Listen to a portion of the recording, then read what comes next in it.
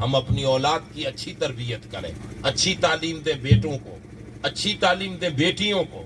یہ نہیں کہ بیٹیوں کو بھی تعلیم دیں. حضور نے فرمایا کہ آپ اپنی بیٹیوں کی اچھی تربیت کریں.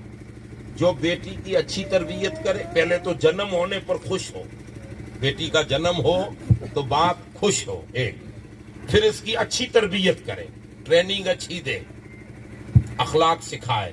اور وہ بیٹی اخلاق اور تربیت اچھی لینے کے بعد باپ اس کو اچھی جگہ پر رشتہ کروائے اور خوشی خوشی اس کو ودا کرے.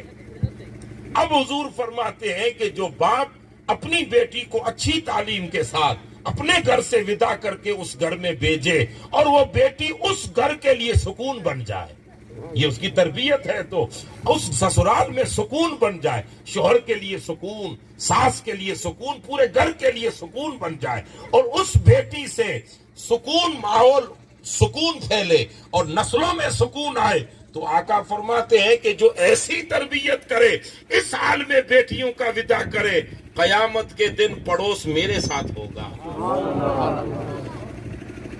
ہم بچوں کو بھی اچھی تعلیم دیں، بچیوں کو بھی اچھی تعلیم.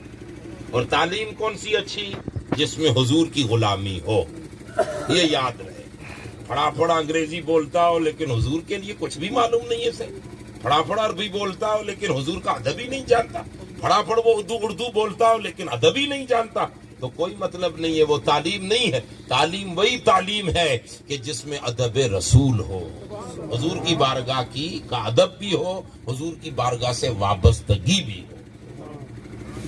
اب قرآن مجید کہتا ہے بچیوں کے لیے، آپ نے اپنے بچی کا نکاح کروایا، قرآن فرماتا ہے بچی ہو کوئی بھی ہو، اللہ فرماتا ہے یہ جو عورت، یہ جو بچی جو کل جو کسی کے آنگن میں، آج اب آپ ہمارے پاس امانت ہے، ہماری ہے پھر بھی امانت ہے کسی اور گھر کی.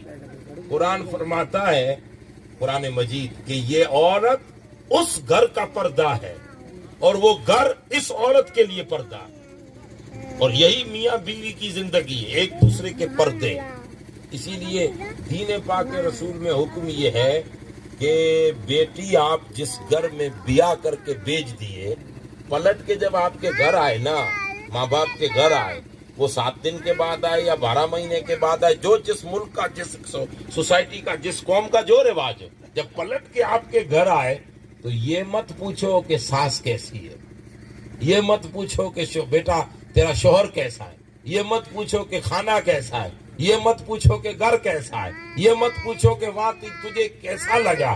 یہ پوچھو کہ بیٹی اس گھر میں تو نے اپنے ماں باپ کا کردار پیش کیا کہ نہیں کیا، اس گھر کے لیے تو کیسی بنی، اس شوہر کے لیے تو سکون والی، تجھ سے تیرا شوہر خوش ہوا کہ نہیں، تجھ سے تیری ساس خوش ہوئی کہ نہیں، تجھ سے تیرے سسرال والے خوش ہوئے کہ نہیں. اور اگر یہ پوچھ لیا کہ تجھ سے تیرے سسرال راضی ہیں کہ نہیں، یہی پوچھنا باپ کی ذمہ داری میں ہے. اور سسرال کی غلطیاں نہ بیٹی باپ کو سنائے، جو بیٹی سسرال کی تکلیفیں اپنے ابو کو نہ سنائے اور پردہ رکھ دے، اللہ کہتا ہے کہ اس کی نسلوں میں اللہ برکتیں عطا فرمائے. اور ہمارے یہاں تو ہم بڑے لوگ تو کم پوچھتے ہیں لیکن نوکریاں یہی پوچھتی ہیں. جیسے بیٹی گھر پہ آتی ہے نا، اب آپ کے یہاں تو کیا رواج ہے، ہمارے وہاں 7 دن کا رواج ہے. جیسے نکاح ہوا، رخصتی ہوئی تو 7 دن بعد واپس آئے گی، اور واپس آ کے جو نوکریاں ہیں نا کوٹم والی، وہ سیدھے آگے یہی پوچھے کہ بیٹی تو پتلی ہو گئی، 7 دن میں کیا پتلی ہوئی ہوگی، کتنی گوری تھی، کتنی خوبصورت تھی، کتنی ہٹی. وہ بیٹی تجھے تکلیف ہے نہیں، اب وہ کورج کے تکلیف نکالتی ہے. نہ ہو تب بھی بیٹی بتائے ہاں دادی دوسرا تو کچھ نہیں ہے، سانس بہت کھڑوس ہے، اور اسی سے گھر بگڑتے ہیں.